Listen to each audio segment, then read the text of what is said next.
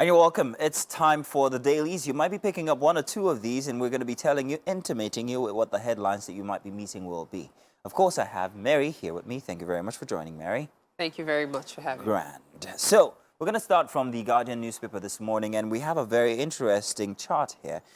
It's Tinubu's burden of resetting Nigeria, 100 days in office, and there's a chart that shows every reform that he has made or every instance that has come off of these reforms or policies that have been put in place. The list is long. It starts with fuel subsidy removal, foreign exchange, FX liberalization, appointment of service chiefs, Emefiele's arrest, EFCC bus removal, student loan scheme, dissolution of MDAS board, appointment of ministers, and Niger crisis. On the other side, rising inflation, high fuel prices, bloated cabinets, spike in living costs, worsening FX crisis, rising poverty, shrinking household income. So there's a lot that's happening on this chat here, and it's in the past 100 days, we have been visited with all of these instances. Some say it's for the betterment of the economy as we move ahead into this regime. Others say that, well, what's to come? Currently, we're facing a two-day strike ongoing. Absolutely. And this is different because even the banks have also joined in. I'm sure we'll revisit this in other papers, but let's move on with the other headlines inside of The Guardian. Okay. You want to go ahead, please? No, please go ahead. Thank you. Bold reform leaves Nigerians more miserable amid assurance. That's on page 6. And Gabon coup leaders General Nguema sworn in as interim president. Apprehension as Labour begins warning strike court rules on presidential election. That's the one headline I was referring to from before. You were going to say? Yeah, I was actually going to take a look at the policemen, NAB colleagues for abduction, extortion in Rivers State, and link it to what we were talking about this morning. Yes. It seems like the police, they're everywhere, not for good news. Well, so there's this thing, the police are humans too. Yeah. Whatever you're going through, they're also going through. Yeah. It will behoove the authorities to actually use this opportunity as a reorientation phase. Because these are not just every other person who's walking the streets. These are people who are walking the streets with arms and are also vested with the responsibility of taking care of everybody else. However, let's also keep in mind, especially if we are to believe all that is being posted on social media by the police themselves, the representatives, that these reforms are in progress. They have been done and they are also still in progress. So the question is, are those reforms having any effect, or who are those reforms being focused Exactly. at? So that's something we need to Very ask questions true. about. Because when we talk about reforms, they're actually moves that have been made to that regard. And I guess that's why the police has been trying to work on its image, especially on social media. So who's to blame? That's the question. What paper do you have? Okay, so I have the Punch newspaper here. Okay. And the Punch newspaper says, presidential poll petitions, military police warn protesters as tribunal delivers verdict on Wednesday. Military police vow to prevent violence, tribunal proceedings for live telecast.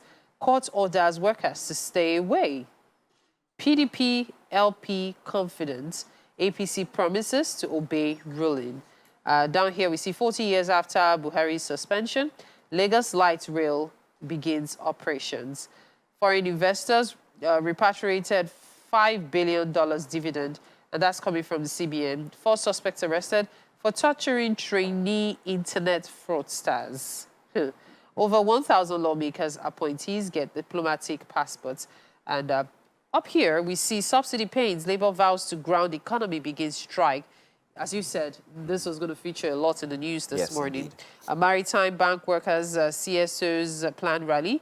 Federal government begs NLC to shelve strike. And finally, Rep summon 6 MDAs over federal government asset sale. I'm very excited about the photo story, actually, with the Blue Rail kicking off from yesterday. I'm hoping to see how this is going to affect, especially commuters out there from that area of Lagos, because it is quite one of the most, where you find the most mass of commuters, especially coming all the way down from Badagry to work on the island. This is going to be a relief for most people. But I'm wondering whether the schedules are capable of handling that mass of commuters is one big question. I, however, want to note that this has taken all the while that I got back into Lagos from 13 years ago up until now to actually be accomplished. Because I remember the demolitions across the corridor, the Orele corridor, from 13 years ago just for this. 13 years. 13 years. So that's what I was actually going to make reference to, that the fact that it has finally begun. For me, I always believe it doesn't matter how long, it's how well. And by how well will it be maintained? And then, of course, as you mentioned, the scheduling. Nigeria is a very unique country in so many ways. BRT tried to do the scheduling thing. Did it work? No. There's so many other such instances. So at the end of the day, it's about we as a people and how we manage certain situations. So Well, let's wait and see how this turns out. we have large and big hopes for it. We hope that it continues to be as pristine as possible when it comes to the operations. Let's move on now to another daily. That will be the Nation newspaper. The Nation newspaper has these headlines. Tribunal verdict on Paul Tinubu will be confident. Federal government TUC strike over subsidy payments. That's the Nation newspaper. That's the Nation newspaper. Subsidy payments not needed now. NLC pushes ahead. Shuns meeting with ministers. Wage award plan ready in 2 weeks, and presidency cautions against mixing labor matters with policy. DSS warns plotters of violence, and at the top, tolling of federal highways to go on, says Umahi. And Oando acquires NAOC's upstream oil assets, and Sanwo-Olu drops 5 in new nominees list to assembly, and more insight into Tinubu's 100 days in office. Tolling of federal highways to go on is what I really wanted to talk about. Nigeria is a vast and big place, and when you go through most of the major highways in Nigeria, you find out that it is in a terrible state. I'm not sure if tolling is the best way. I'm just one person out of 250 million, however, because I believe that if I pay taxes, perhaps maybe some of that would be used for the basic amenities, and one of which is transportation.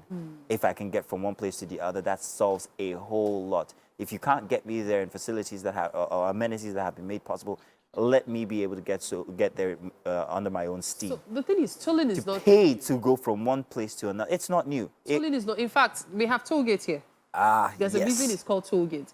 There's another private toll partnerships, gate. So however. it's actually something that has. Those are private partnerships. Now, for a federal institution to now say, I'm going to toll you to pass this road. But it was a federal road. That was the case. That's why we have toll gate bus stop at 7 Up. We have toll gate somewhere around Songo area. The toll gates have always been in existence. Which eventually were abolished. Abolished. Yeah, but like now they're bringing tell. them back so as to raise money to maintain the roads. And What happens to your taxes, however? I know we have to go to the kitchen right now. I know this. See, okay, you know what? Let's already go to the kitchen.